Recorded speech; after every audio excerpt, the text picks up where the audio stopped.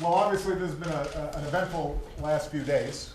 As I said yesterday, we have now averted what could have been a disastrous blow to the economy. And we have identified on the front end over $1 trillion in spending reductions that can be done sensibly and safely without affecting core programs.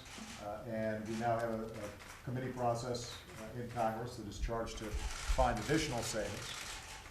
It's going to be challenging work, and I'm encouraging Congress to take it with utmost seriousness. In the meantime, the American people have been continuing to worry about the underlying state of the economy, about jobs, about their wages, about reduced hours, about fewer customers.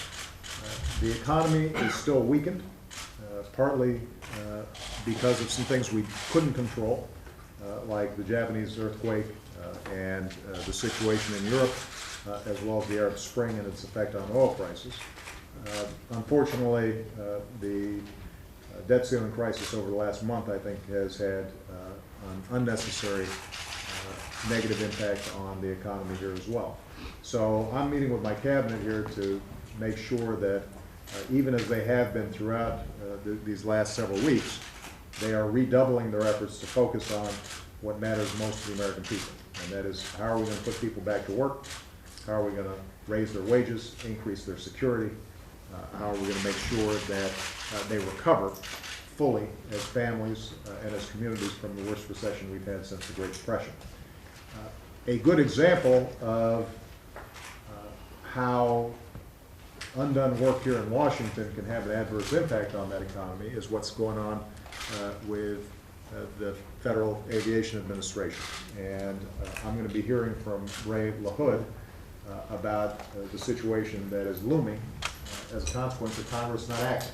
Some of you may be aware of the fact that the FAA routinely gets its authorities extended through Congress. It's happened 20 times since 2007. This time, Congress has decided to play some politics with it, and as a consequence, they left town without getting this extension done. Here's what this means. Thousands of FAA workers being furloughed, including safety inspectors.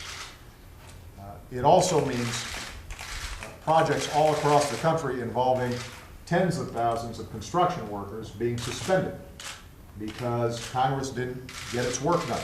And that means folks who are on construction sites doing work, bringing home a paycheck, now potentially find themselves going home without one, and important projects all across the country are left undone.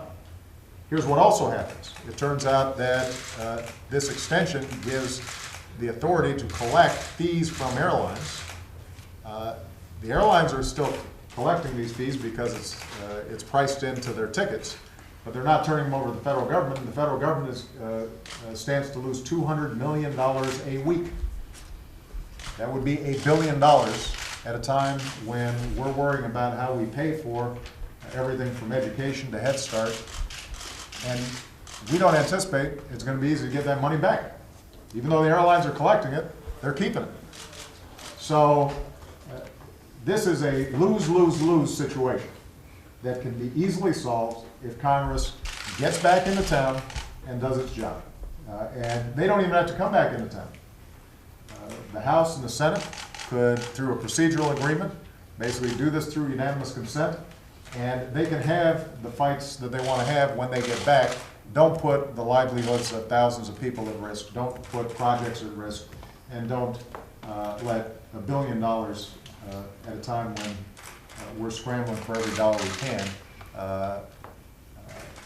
get left on the table because Congress did not act. So I'm urging the House and the Senate to take care of this. This is an example of a self-inflicted wound that is unnecessary, and my expectation, and I think the American people's expectation, is that this gets resolved before the end of this week. All right? Thank you very much, everybody. Mr. President, Thank you. Thank you, sir. Thank you. Can you introduce? Well, thank you. I've made calls to key leaders, urging them to get this done. But this is, as I said, not the kind of situation that is complicated. All they have to do is do what they've done 20 times since 2007. There's not a big issue in terms of drafting legislation or arguing about the details of policy. Just do what they've done in the past to make sure that these folks are on the job, including looking after the safety of our airlines. All right? Thank you very much.